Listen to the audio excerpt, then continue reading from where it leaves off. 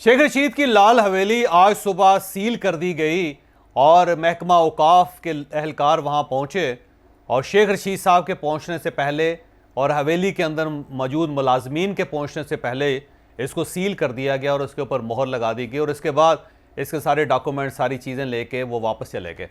ये एक अजीब सा वाक़या है पाकिस्तान में। पहले 35 साल में जब से शेख रशीद साहब इस हवेली के मालिक बने हैं और वो इसकी मलकियत का दावा करना शुरू हुए, उस वक्त से अब तक ये हवेली सील नहीं हुई। उससे पहले मुकदमे चलते रहे, इनको नोटिस भी आते रहे और बार बार इनसे पूछा भी जाता रहा, लेकिन हर बार शेख रशीद साहब किसी न किसी तरीके से इस हवेली को अपने हाथ से निकलने से बचा लेते थे।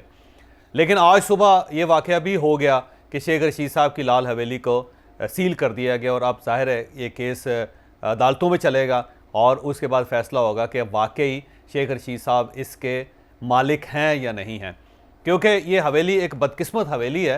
इसकी तारीख़ तो मैं डेफिनेटली आपको बताऊंगा, लेकिन आज से मेरा ख्याल ये है कि शायद शेख रशीद साहब की बदकिस्मती भी शुरू हो गई है, क्योंकि लाल हवेली इनके नाम से मंसूब है।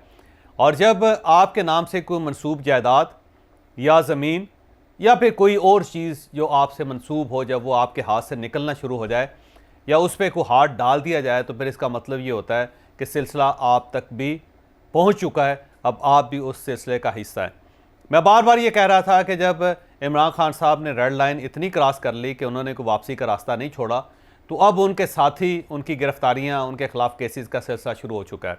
आपने कल मोहम्मद खान भट्टी का इशू आपने देख लिया। वो चौधरी परवेज़ लाई साहब के इंतहाई करीबी साथी हैं, पंजाब असम्बली के वो सेक्रेटरी भी रहे हैं और ये इतने पुराने साथी हैं चौधरी परवेज़ लाई साहब के कि परवेज़ लाई साहब जहाँ पर भी जाते हैं मोहम्मद खान भट्टी साहब को साथ ले जाते हैं और मोहम्मद खान भट्टी साहब इनके हर किस्म के काम, वो अच्छे हों या बुरे हों, काले हों या सफ़ेद हों, वो करते रहते हैं। तो जब इनके ख़िलाफ़ केस बन गया और अब ये पहली इंक्वायरी है, इसके बाद ऐसी 11 इंक्वायरीज़ हैं जिसमें ये मतलूब भी होंगे और जब ये शुरू हो जाएंगे, डॉक्यूमेंट्स आएंगे, तो फिर मेरा ख़्याल है बड़ी हैरत लोगों को होगी कि इतने पैसे इधर से उधर होते रहे और उसमें मोहम्मद खान भट्टी साहब उसमें इन्वॉल्व थे। तो ये भी एक कहानी होगी।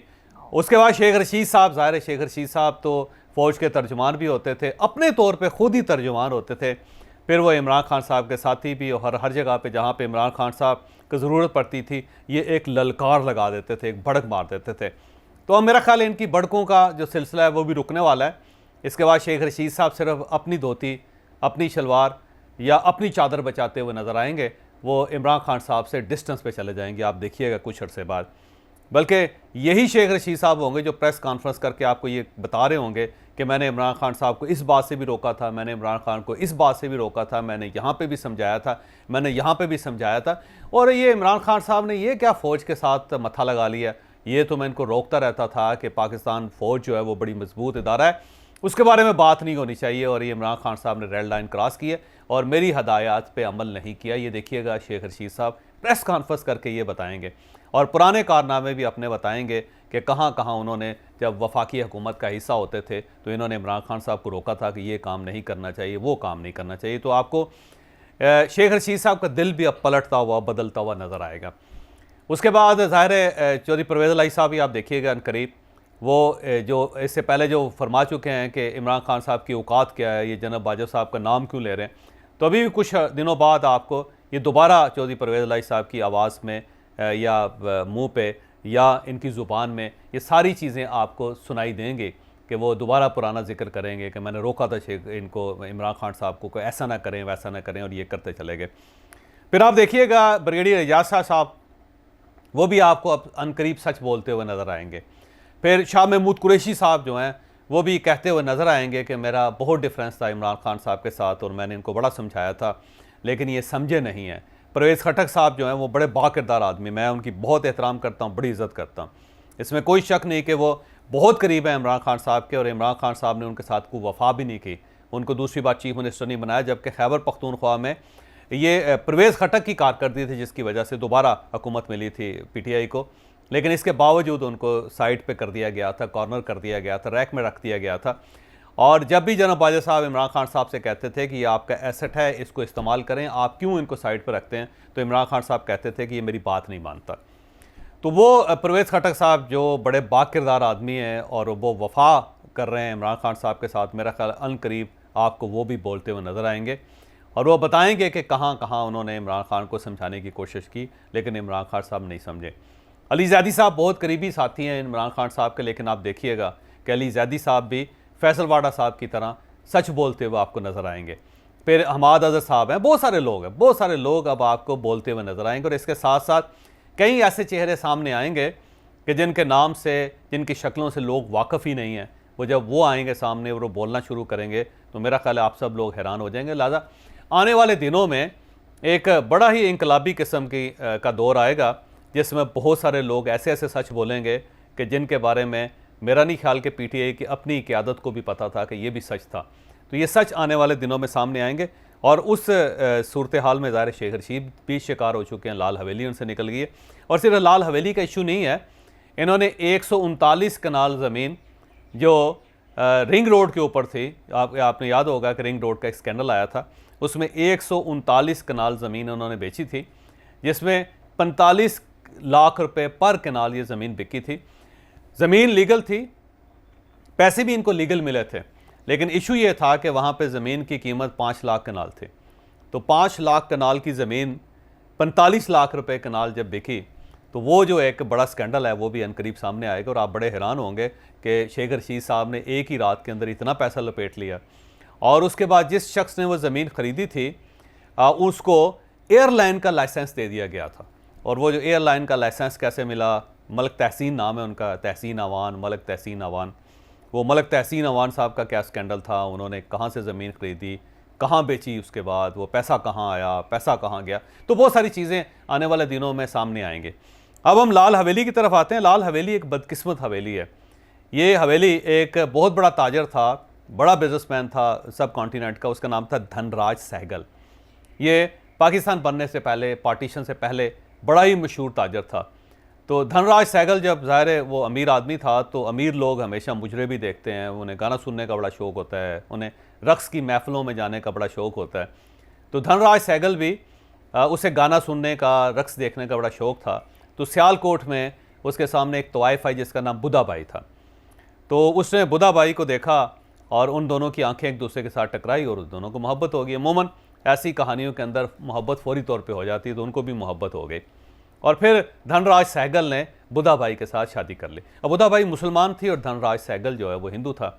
तो एक हिंदू ने एक मुसलमान के साथ शादी कर ली, दोनों आखिरी वक्त तक अपने अपने मज़हब पर कायम रहे। बुधा भाई हिंदू नहीं हुई और धनराज सहगल जो है उसने भी इस्लाम कबूल नहीं किया। तो धनराज सहगल क्योंकि बहुत अमीर आदमी था तो उसने रावलपिंडी में बहुत बड़ी हवेली बनवा के दी उसको। ये जो हवेली है उस वक्त बुधा भाई की हवेली कहलाती थी। ये इतनी बड़ी हवेली थी कि इसके अंदर एक मंदिर भी था, इसके अंदर एक मस्जिद भी थी। अब वो मस्जिद ज़ाहिर हवेली से बाहर चली गई है, मंदिर ज़ाहिर वो आहिस्ता आहिस्ता ख़त्म हो गया, लेकिन वो कभी इस हवेली का हिस्सा होते थे। जब पार्टीशन हुई तो धनराज सहगल उसे मुल्क छोड़ के जाना पड़ा, वो इंडिया चला गया। बुधा भाई ने पाकिस्तान छोड़ने से इनकार कर दिया, उसने कहा मैं तो रावलपिंडी से बाहर नहीं जाऊंगी। तो बुधा भाई यहाँ पे रह गई। अब वो ज़ाहिर बूढ़ी भी हो गई थी और उसके पास अब ज़ाहिर है कोई ज़्यादा पुरसाने हाल भी नहीं था, यहाँ पे अफरा तफरी भी थी पाकिस्तान के अंदर। ज़ाहिर है उसका जो कोठा था वो गैर आबाद हो गया और रक़्स और गाना ये दोनों बंद हो गए और आहिस्ता आहिस्ता वो अपनी हवेली तक महदूद हो गई। तो उसका एक भाई था जो उसका ख्याल रखता था, जो इसके साथ रहता था। तो उस दौर में ये चीज़ बड़ी मशहूर थी कि धनराज सहगल का ख़जाना, असल ख़जाना जो है इस हवेली के अंदर है किसी जगह पे, और वो अपनी रकम यहाँ पे छुपा के गया और जब वो दोबारा यहाँ आएगा तो वो ख़जाना निकाल के फिर वो तजारत शुरू करेगा। तो ये जब खबर फैल गई तो लोगों ने इस हवेली पे कब्ज़ा करने की कोशिश शुरू कर दी, इसके अंदर चोरी करने की कोशिश कर दी।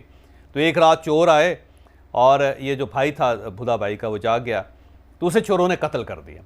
अब हवेली में से निकला कुछ भी नहीं और लेकिन उसका जो बुधा भाई का भाई था वो मर गया। अब बुधा भाई यहाँ पे अकेली रह गई।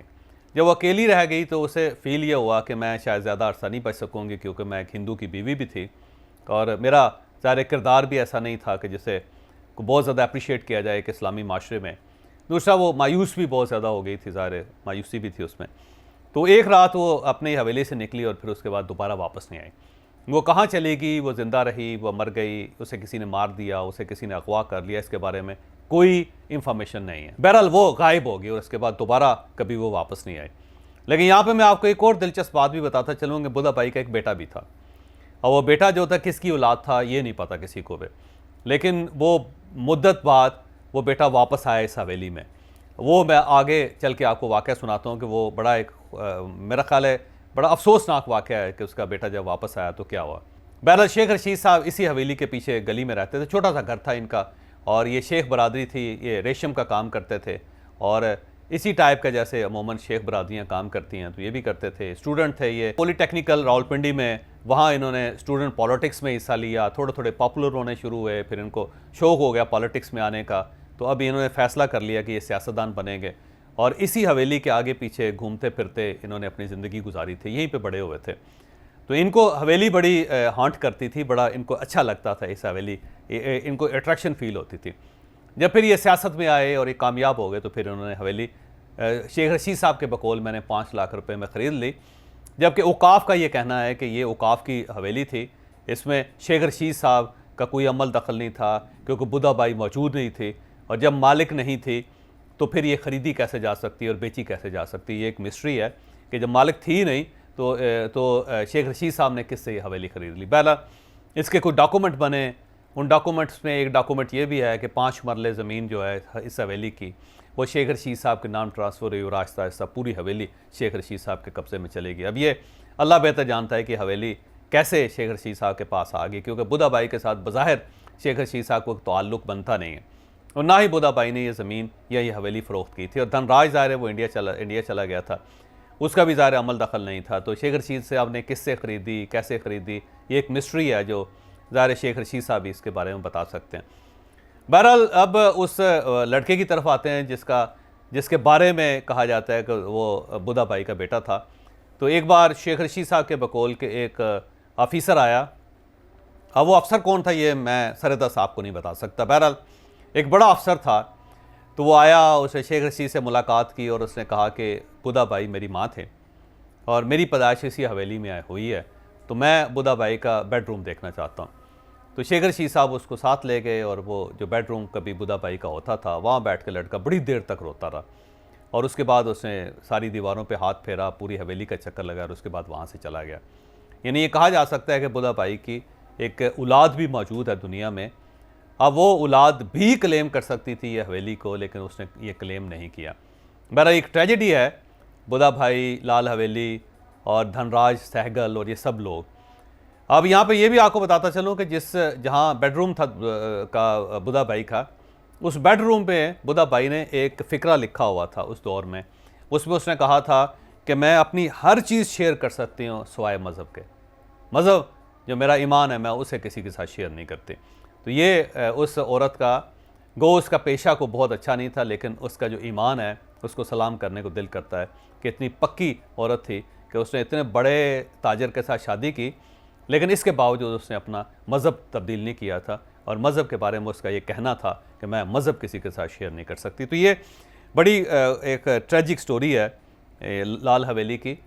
अच्छा, लाल हवेली के बारे में मैं आपको ये भी बताता चलूँ कि इसके बारे में ये मशहूर था कि जो भी शख्स इसको ख़रीदता है वो गैर फितरी मौत मर जाता, वो बड़ी जल्दी उसका इंतकाल हो जाता है। और इससे पहले जितने लोगों ने इस पर कब्ज़ा करने की कोशिश की सब गैर फितरी मौत मरे हैं। और ये सिर्फ शेख रशीद वाहिद आदमी है कि जो इतना अरसा इस हवेली में रहे और इस हवेली पे काबिज़ रहे और अल्लाह ताला ने इनकी जान बचाए रखी। और लेकिन इससे पहले जितने लोगों ने भी कोशिश की उनकी मौत फितरी नहीं हुई।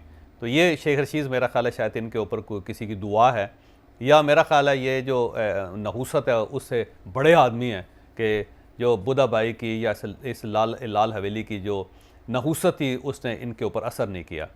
लेकिन इससे पहले ये बुधा बाई की हवेली थी और इसका कोई रंग सुर्ख नहीं होता था। लेकिन शेख रशीद साहब ने ये कमाल किया कि उन्होंने आके ईंटों के ऊपर सुर्ख रंग करवा के इसका नाम लाल हवेली रख दिया था। लेकिन आज लाल हवेली बहरहाल सील हो चुकी है और ये महकमा औकाफ़ के कब्ज़े में चली गई है। अब ये महकमा औकाफ़ के कब्ज़े में कब तक रहती है इसके बारे में हम सरदस्त कुछ नहीं कह सकते।